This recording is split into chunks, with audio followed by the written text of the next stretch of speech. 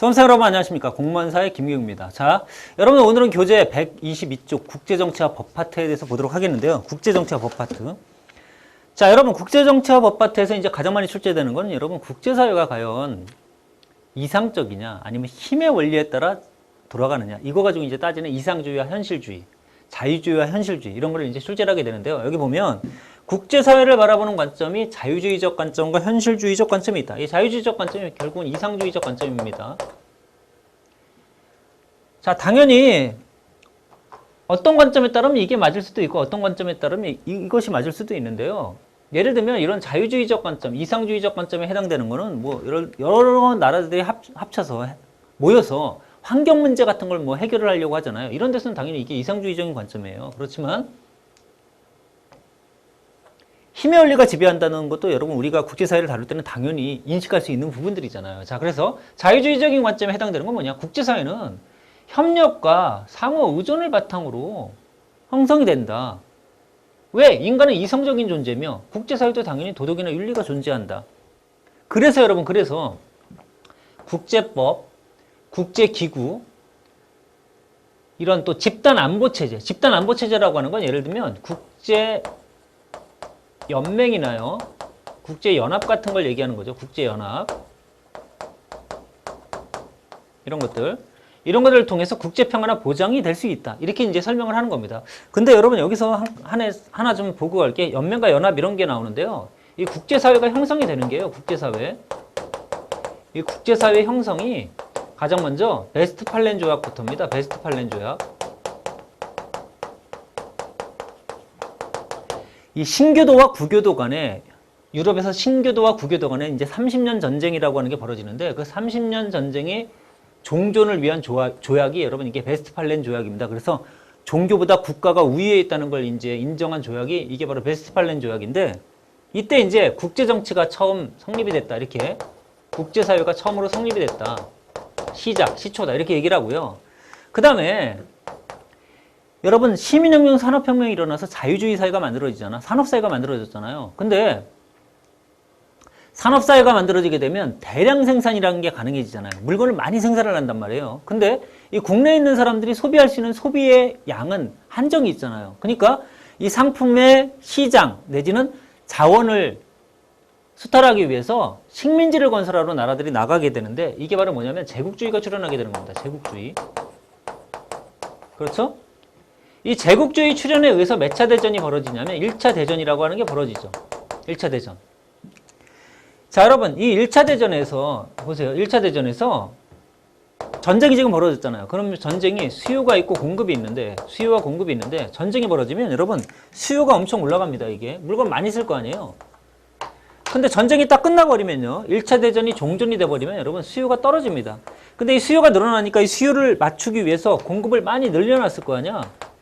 수요가 팍 떨어지더라도 여러분이 만들어 놓은 공장들에서 물건은 계속 나올 거 아니에요.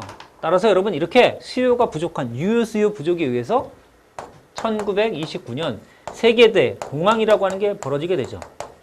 그리고 요 사이에 1차 대전이 끝난 이후에 여기 있는 이 자유주의적 관점, 이상주의 관점에 따라 여기 있는 집단안보, 즉 여러 나라들이 모여서 기구를 만들게 되는데 그게 바로 뭐냐면 국제연맹이라고 하는 겁니다. 여기 나오죠? 국제연맹 첫 번째 거 1차 대전 이후. 근데 이 국제연맹에는 여러분 미국이 불참하게 됩니다. 미국이. 그리고 여기는 완전 다수결의 원리에 따라 갑니다. 다수결의 원리에 따라. 국제연맹은요. 자, 이제 공항이 터졌습니다, 여러분. 자, 공항이 터지면 이 공항을 타개해야 되잖아요. 이 공항을 타개하는 방법들이 미국 같은 경우에는 여러분 루즈벨트 대통령이 뉴딜 정책 같은 걸 시행을 했고요. 그 다음에 영국 같은 경우에는 파운드 블록 같은 걸 만들었습니다.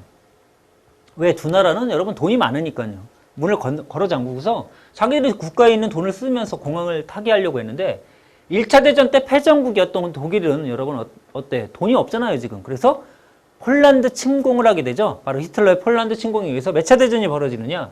2차 대전이 벌어지게 됩니다. 2차 대전. 자, 2차 대전이 끝난 이후에 만들어진 기구가 여러분 이게 바로 뭐냐면 2차 대전 끝난 이후에 만들어진 기구가 바로 이게 국제연합입니다. 국제연합.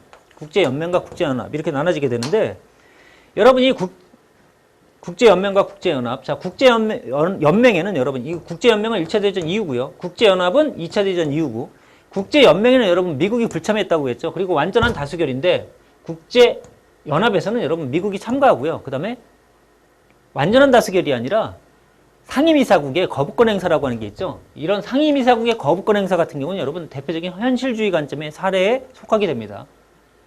즉, 상임이사국 5개국과 비상임이사국 10개국이 있는데, 다른 나라들이 전부 다 어떤 안건에 대해서 찬성한다 하더라도 상임이사국이 한 나라가 반대하게 되면 여러분 그 거부권에 의해서 그 안건이 통과되지 못하게 되는 거죠. 자,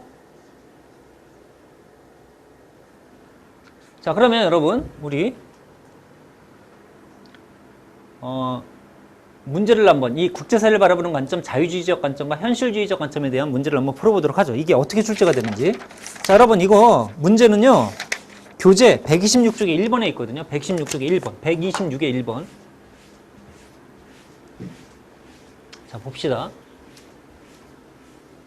여기 보니까 국제사회를 보는 다음과 같은 시각에 대한 설명을 옳은 것. 여러분들은 이 문제를 딱 보면서 이게 이상주의적인 사고인지 현실주의적인 사고인지를 찾아내야 됩니다. 자, 봤더니 뭐라고 나왔냐면 국제사회는 보편적인 가치나 질서에 의해 지배되는 것이 아니래요. 오로지 뭐로? 힘으로만. 아, 그러면 이건 현실주의 관점이라는 걸 아셔야죠. 그러면 여러분 아까 이상주의에서는 집단안보체제였잖아요. 그쵸? 여러 나라들이 모여서 어떤 환경 문제를 해결하거나 어떤 세계 공통적인 문제를 해결하려고 국제연맹이 창설되거나 국제연합이 만들어지고 이런 것들이 이제 나오게 되는데, 현실주의 입장에서는 여러분 이거는 세력의 균형을 추구하게 되거든요. 세력의 균형. 그래서 군사동맹을 맺게 돼요. 이게 무슨 얘기냐면 여러분, 힘의 원리가 지배하기 때문에 나라의 힘이 세면 그 힘센 나라는 약소국들을 침범하거나 이런 일이 벌어질 수 있다는 거죠. 왜? 힘의 원리에 따라서 가게 되니까. 그러다 보니까 여러분 세력의 균형을 위해서 약소국들이 군사동맹을 맺어야 된다 이겁니다. 그래서 아까 전에 이제 현실주의 입장에서 군사동맹이라든가 세력균형 이런 것들이 나오는 이유가 이제 그것 때문인데요. 자, 이렇게 오로지 힘으로만 주도될 뿐이다. 각국은 각자 자국의 이익을 추구하기 위해 움직일 뿐이므로 배려나 양보 이런 거는 기대하는 데는 무리가 있다. 현실주의 입장이에요. 자, 1번 옳은 걸 찾으래. 국제사회 안정을 위해서는 경쟁과 동맹을 통한 세력균형. 자, 여기 써있죠. 세력균형이 바로 힘의 원리. 현실주의 입장이에요. 1번이 답이네. 자, 2번 보죠. 국가 간의 비정치적이며 기능적인 교류를 통해 궁극적으로 평화를 이룰 수 있다. 이상주의 관점이지, 2번은. 자, 3번. 국가뿐 아니라 국제기구, 국가 간 기구, 민간기구 등도 국제정치의 중요 행위자라고 본다. 여러분, 이렇게 국가만이 아니라 이런 여러 가지 비정부기구라든가 민간기구, 국가 간 기구, 지오나 NGO, 이런 부분들도 국제정치의 주요 행위자라고 보는 게 다 이상주의 입장이고요. 그 다음 4번. 국제사회 각 국가들은 비록 무정부 상태라 하더라도 반복적인 상호작용을 통해 협력 달성이. 자, 여러분 이렇게 2, 3, 4번은 전부 이상주의 입장이에요. 현실주의는 1번이 답입니다. 됐죠? 그 다음에 자, 4번 보겠습니다. 옆에 있는 4번. 126쪽에 4번. 자, 126쪽에 4번에 보니까 다음 글이 설명하고 있는 국제관계 현상이 뭐냐라고 이렇게 물어봤는데요. 2013 지방직. 여기 보세요. 20세기 중반까지 선진공업국은 저개발 농업국을 식민지로 지배해왔다. 선진국은 공업국, 저개발 농업국, 여기는 후진국이죠. 지배국은 자국산의 공업제품 및 자본을 식민지에 수출을 하고 식민지는 지배국의 공업 원료와 식량을 공급하는 관계가 성립이 되었다. 식민지에서 독립된 뒤에도 저개발 국가들의 시장은 이전에 지배국 경제권에 종속되어 있어서 농업국이면서도 식량 자금마저 할 수 없는 형태로 산업구조가 왜곡되어 그 자립성이 약화되었다. 이 얘기인데 지금 이게 무슨 얘기냐면 여러분, 선진공업국 얘네가 선진국이고 그 다음 농업국이 여기가 후진국이잖아요. 후진국인데 선진국하고 후진국 중에 후진국이 과거에 어떻다? 종속돼 있었다. 근데 지금도 어떻다? 지금도 자립성은 약화되어 있고 현재도 그대로 어떻다? 왜곡되어 있다. 이렇게 나와 있지. 즉 선진국과 후진국의 빈부격차 그리고 종속 문제에 대해서 지금 얘기를 하고 있거든요. 근데 여러분 이거 보세요. 여기 보면 우리가 웅크타트라고 하는 게 있습니다. 웅크타트. 유엔 산하기구인데 여러분 이게 어떤 문제를 해결하게끔 하기 위해서 만들어졌냐면 이게 웅크타트가 하는 일이 남북 문제를 해결해요. 남북 문제. 근데 우리가 여러분 우리는 남북 문제 그러면 남한하고 북한의 문제잖아요. 박근혜 대통령과 김정은의 관계 뭐 이런 것들을 우리가 남북 문제라 생각하는데 국제사회에서는 여러분 남북 문제 그러면 여러분 생각해 보세요. 남쪽이 따뜻해요? 추워요? 남쪽이. 우리가 따뜻한 남쪽 바다 이렇게 부르잖아요. 여러분 남쪽은 따뜻하잖아요. 북쪽은 우리가 좀 춥다고 생각을 하잖아요. 그러니까 여러분 한번 생각해 보세요. 남쪽이 따뜻하니까 따뜻한 나라들은 사람들이 부지런해요? 게을러요? 어때요? 따뜻한 나라는 게을르잖아. 일반적으로 여러분. 그래서 이 남쪽은 후진국이 주로 많아요. 후진국이. 근데 북쪽은 춥잖아요. 여러분. 부지런해. 여기 선진국이 주로 많아요. 희한하게도. 후진국과 선진국의 문제를 여러분 국제사회에서는 남북 문제라고 부릅니다. 남북 문제. 이걸 해결하기 위한 게 웅크타트거든요. 그래서 이 박스는 바로 남북 문제에 관련된 내용을 지금 담고 있습니다. 그래서 다음 글이 설명하고 있는 국제관계 현상을 찾아라 그러면 여러분 정답은 1번 민족 자결주의의 독립 문제. 그 민족 자결주의, 민족의 일은 그 지역의 일은 그 스스로, 그 민족의 일은 그 스스로 해결하라는 윌슨의 민족 자결주의 같은 것들은 여기 지금 이런 경제적인 문제를 지금 다루는 게 아니죠. 1번 틀렸고요. 우르가이란두와 시장의 개방, 이건 시장 개방해라 이 얘기도 아니죠. 경제적 격차에 의한 남북 문제, 그렇죠. 이거죠 지금. 선진국과 후진국의 문제. 문화제국주의, 문화에 관련된 문제도 지금 아니잖아요. 정답은 3번밖에 될 수가 없습니다. 됐죠? 자, 그 다음에 이제 중요한 게 하나 있는데 여러분 국제법이라고 하는 겁니다. 국제법. 이 국제법의 종류라기보다는 국제법의 법원이라고 하는 게 맞을 것 같은데 국제법의 법원. 여기를 여러분 국제법의 법원.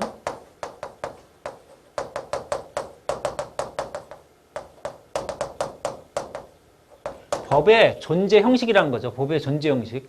자, 국제법의 법원을 보면 가장 먼저 조약이라고 하는 게 있고요. 여러분 국제관습법이 있고 법의 일반 원칙이라는 게 있습니다. 근데 이 조약이라고 하는 거 우리가 예전에 대통령 할 때 했잖아요.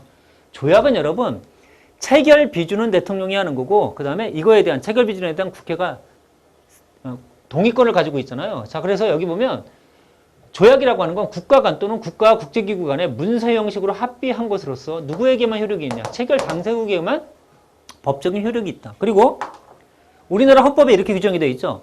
헌법에 의해 체결 공포된 조약과 일반적으로 승인된 국제법규는 국내법과 동일한 효력이 있다고 했습니다. 그래서 여기 있는 것처럼 국제법이 있고 헌법에 의해 체결된 조약과 일반적으로 승인된 국제법규는 뭐하고 동일한 효력이 있다고 여러분? 국내법과 동일한 효력이 있어요. 그러니까 조약은 국내 법률과 동일한 효력이 있다는 거죠.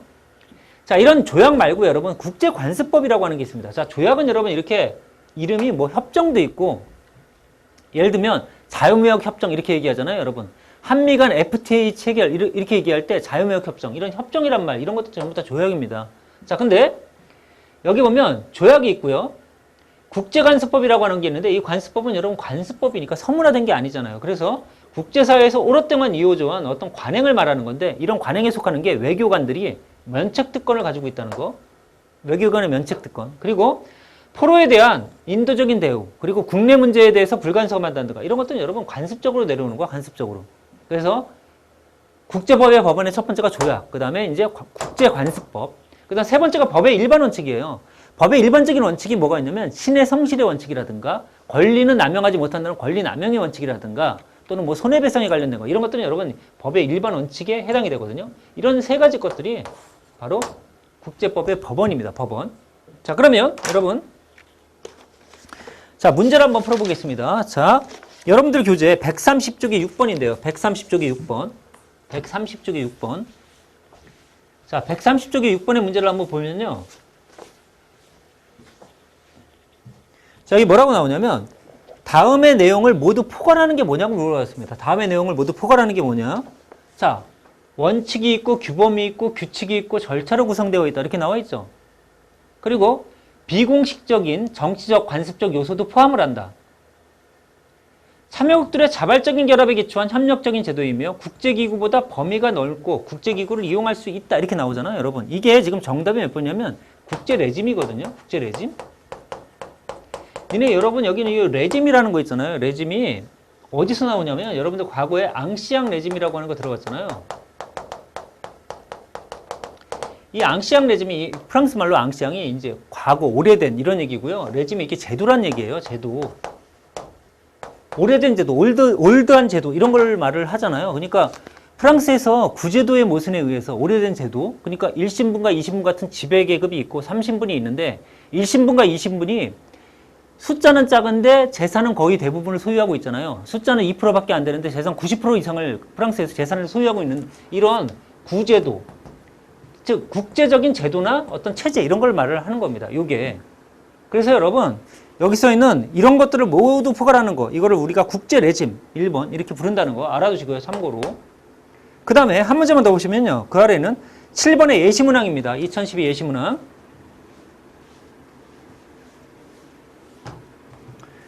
자, 뭐라고 되어 있냐면 밑줄친 기억부터 디귿에 대한 설명으로 맞는 걸 찾아보래요, 여러분. 자, 여기 봐. 외교통상부 보도자료라고 되어 있는데 이 외교통상부 여기에 장이 니은의 한미 FTA, 이건 한미 자유무역 협정이죠. 협정이란 말로 끝난다 하더라도 여러분 내가 조약이라고 했죠. 조약. 이 조약의 체결과 비준권을 갖는다. 여러분 체결 비준권은 대통령에게 있다 했죠. 1번 내가 틀렸죠. 2번 니은은 한미 자유무역 협정이라고 하는 이거는 국가 사이에 맺은 법적 구속력을 가진 약속이다. 그렇죠. 이런 조약은 그 체결 당사국 간의 효력이 있다고 했죠. 그래서 법적 구속력을 가진 약속이다. 국내법과 동일한 효력이 있는 거죠. 2번 맞고요. 자, 3번 니은은 자, 요거 한미 FTA. 니은은 일반적으로 국내 법률보다 하이다. 아니죠. 동일한 효력이겠지. 3번 틀렸고요. 자, 4번. 디귿이 이루어지더라도 여러분 발효죠. 발효. 우리나라 미국 간의 자유무역 협정이 3월 15일부터 발효될 예정이다. 이렇게 나와 있는데 실제 효력은 20일 후에 발생한다. 여러분 20일 후에 발생하는 건 일반적인 법률이 그렇잖아요. 근데 이렇게 이런 조약 같은 경우는 여러분 이렇게 날짜를 정해 놓습니다. 이렇게 일반적으로. 이렇게 언제부터라고 이렇게 정해놓고 이 날짜로부터 바로 어떻습니까? 발효되게 되죠. 또는 서로 간에 어떤 이런 비준서를 교환하거나 이럴 때 일반적으로 이제 발효되게 되는데 대체적으로 이렇게 날짜를 정해놓게 되고 이 정해진 날짜부터 여러분 효력을 발생하게 됩니다. 자, 그래서 여러분 20일 후에 발생한다. 이거는 그냥 일반적인 법률을 얘기하는 거예요. 그래서 4번 틀렸죠. 정답은 2번밖에 안 됩니다. 됐죠? 자, 여러분 저기 수고하셨고요. 이제 법과 정치 이렇게 끝났고 나중에 이제 우리 경제나 사회문화에서 또 중요한 파트들 여러분들이 지금 우리 수업하는 내용 정도는 기본적으로 다 알고 가셔야 되니까 이런 부분들은 아주 기본적인 내용이다 해서 머릿속에 정리해 두시고 여기에 좀씩 살을 붙이면 충분히 이 신문항 다 맞을 수 있으니까요. 여러분 열심히 하셔가지고 좀 심화된 내용까지 잘 정리하시기 바랍니다. 자, 수고하셨어요.